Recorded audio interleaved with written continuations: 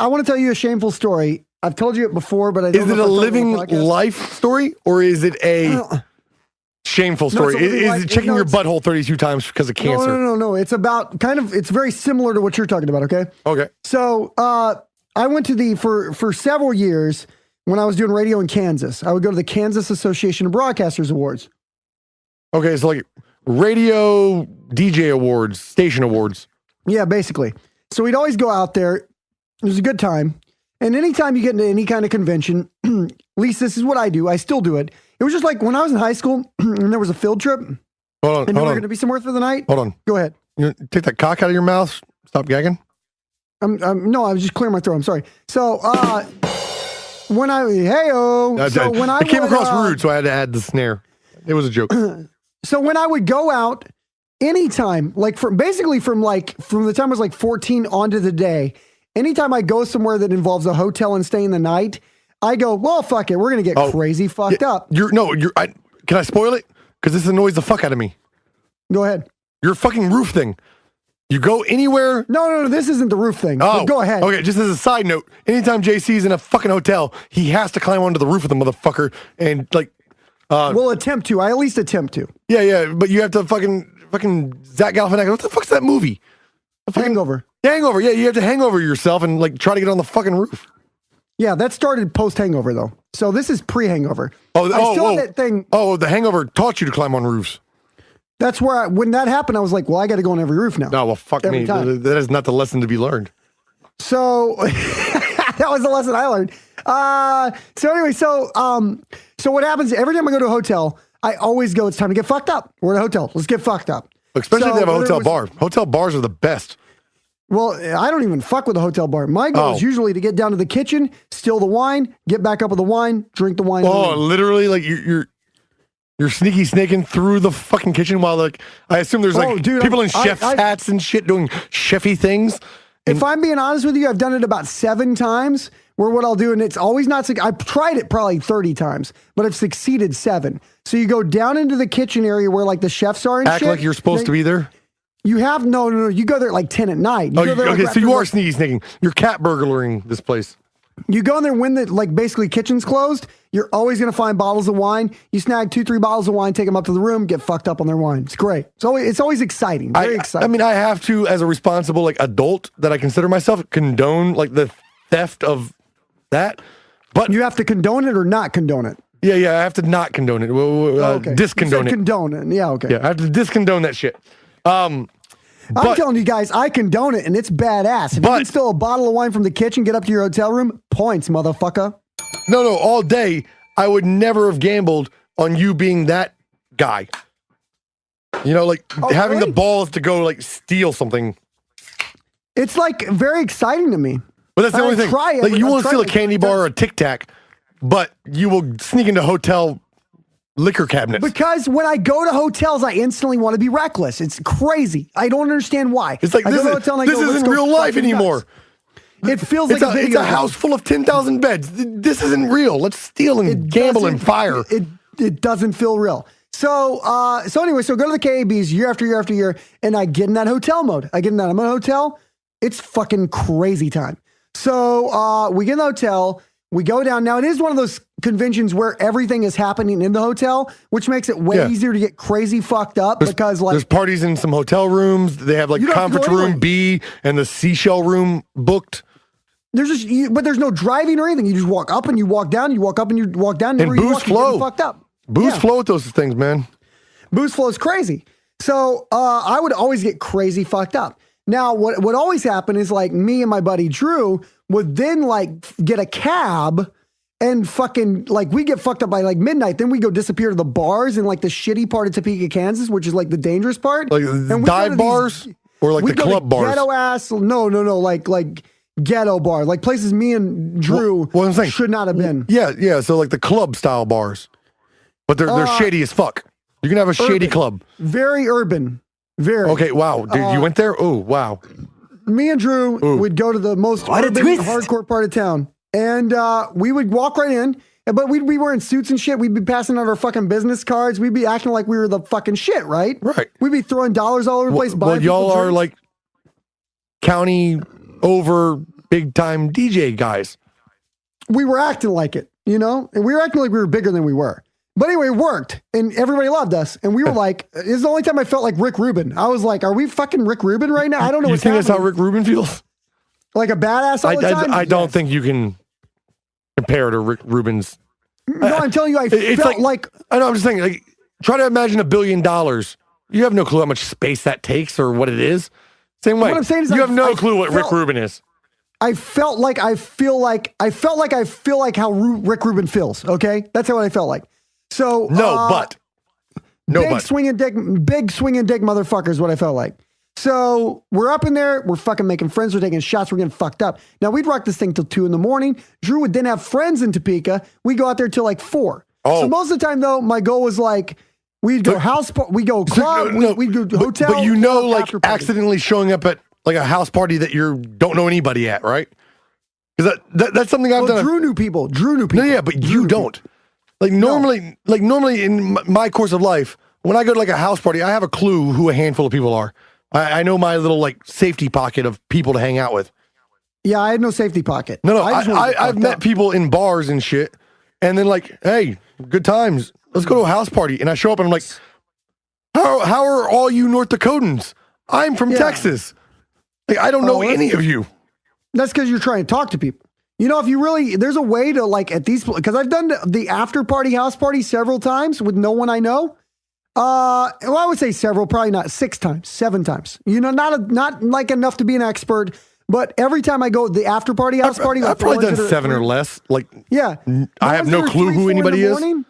The ones that are 3, 4 in the morning, it doesn't even matter because I'm not even talking to them. It's literally high fives, beer pong, music videos. Shots. Very hype. No one even cares. I think it doesn't fucking matter. We need to be like party planners or something. I think that's our best attributes is we know how to put on a show and party. I didn't have to talk to anybody because I was just in party mode. I didn't have to have a conversation. You all of a sudden become like the big dick host. You out-host the host.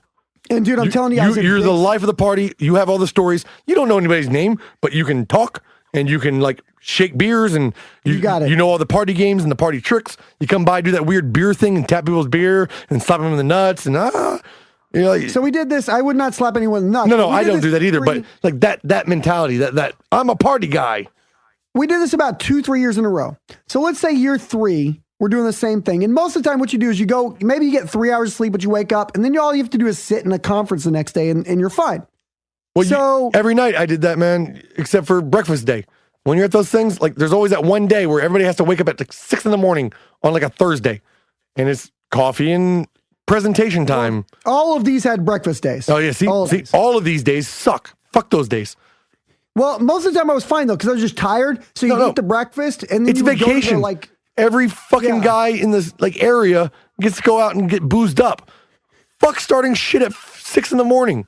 Yeah. But either way, I'm just saying, like, every one of these things, because they were only 2-day deals. These were not long conventions, okay? This was there was like an award ceremony the next day at a convention. Oh. It was like a 2-day deal. Oh, so you have like one night. Like, you show up, you do This is the night to party. You got one party night. You party night and then another, okay. I'm used to like 4 or 5 day conventions. No, these were literally there and back agains. So we go there, and all I would do is I would sit in the back. I had to figure it out. I'd sit in the back 100%. Of the sales presentation, put some shades on, fall asleep, and then wake up when everybody else sleeps because it's like in the movie. Oh, you're sitting at a presentation and you put sunglasses on? Yeah, go to sleep. 100%. You're not fooling anybody. Well, it's fine. I wasn't worried about fooling. You're the one guy in the back wearing sunglasses with his head like a drowning turkey. Wasn't worried about it. Okay. Never got caught. Nothing went wrong. Everything was great. I'm not judging. You got balls though. Because I would sit there I don't want to be the asshole in the back because I know here's what you have to remember. You sit in the middle and then you hold the squirty shit because you're so fucking hungover for like an hour or two, and then you run to the bathroom and get the fuck home and take a nap. What you have to remember is there are literally 2 JCs. There's real life JC and there's hotel JC. Hotel JC is the crazy ballsy. Well, I know unusually ballsy. I know a real story about Hotel JC, and I don't think we ever shared it. By the way, you would argue that was ballsy, right? No, I don't want to share the story because we get too deep. Fair enough. But you'd argue that was fairly ballsy. No, that was ballsy as shit, and then instantly cowardice and tuck and run.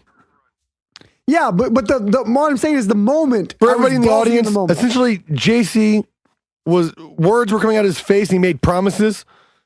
then he committed enough to those promises to make it sound real.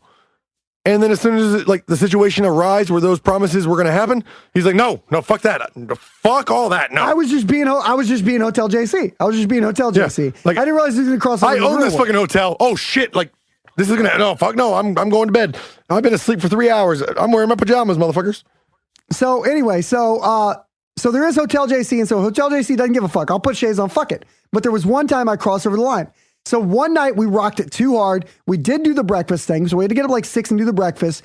And I remember like eating the breakfast, hoping it would like soak up the shit. No, it just gives you the shits. Don't eat the fucking breakfast. It did worse. Maybe fruit. Maybe touch the fruit. Dude, I'm sitting in the back and I'm feeling it coming. Like I'm feeling like I'm gonna yak. You shit yourself in the conference?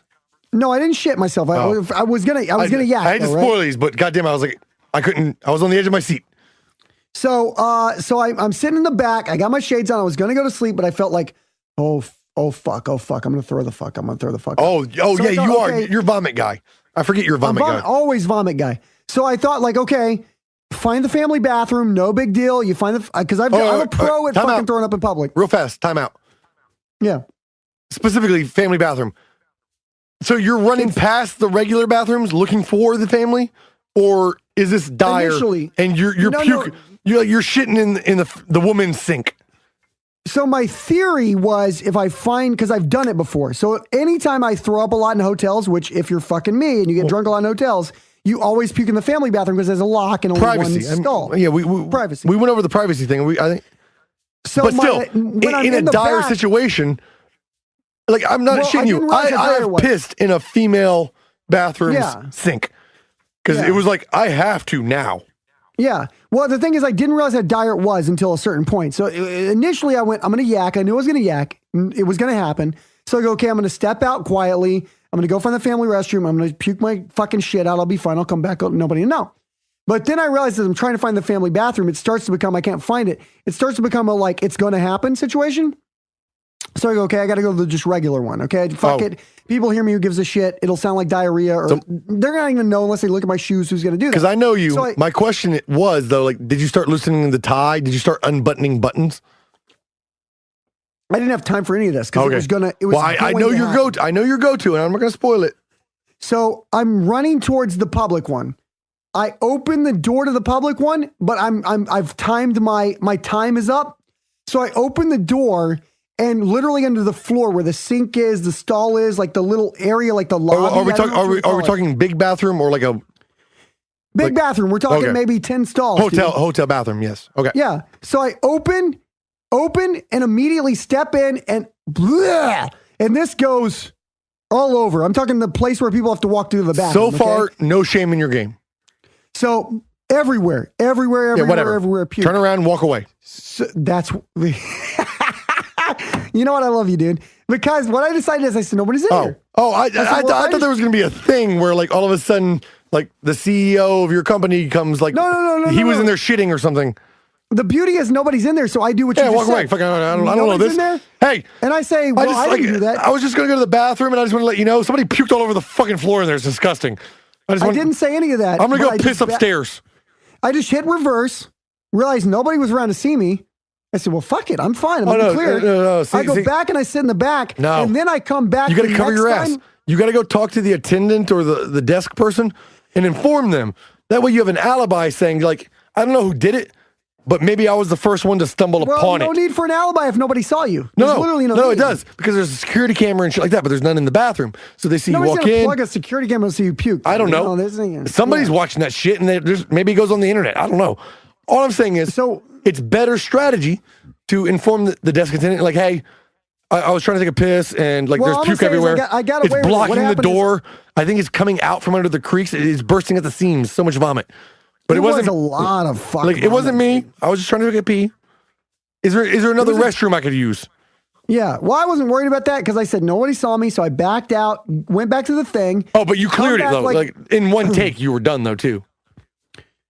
Oh, it was just like, it was the weirdest vomit I've ever had. And it was like the Exorcist vomit. It was like the pea soup vomit. It was like maybe like, you never know how long it is, but it felt like 30 seconds of just. No, I think I know what you're talking about. It's that like time when you're sick and then all of a sudden you shit yourself. But instead of being like a little shit, it is the entire contents of the last 5 years of your stomach. Dude, my stomach was empty. My stomach was empty. It's all of it all at once, and you were not ready for it. And very projectile, like very like farther than you can. Violent. Yeah. So it's just everywhere, right? It's this violent projectile right in the door. I back up, go back in. Now, about 15 minutes later, they do the thing like, hey, we're going to take a coffee break, guys. And I see people going. And also, my strategy would have avoided this next part of your story.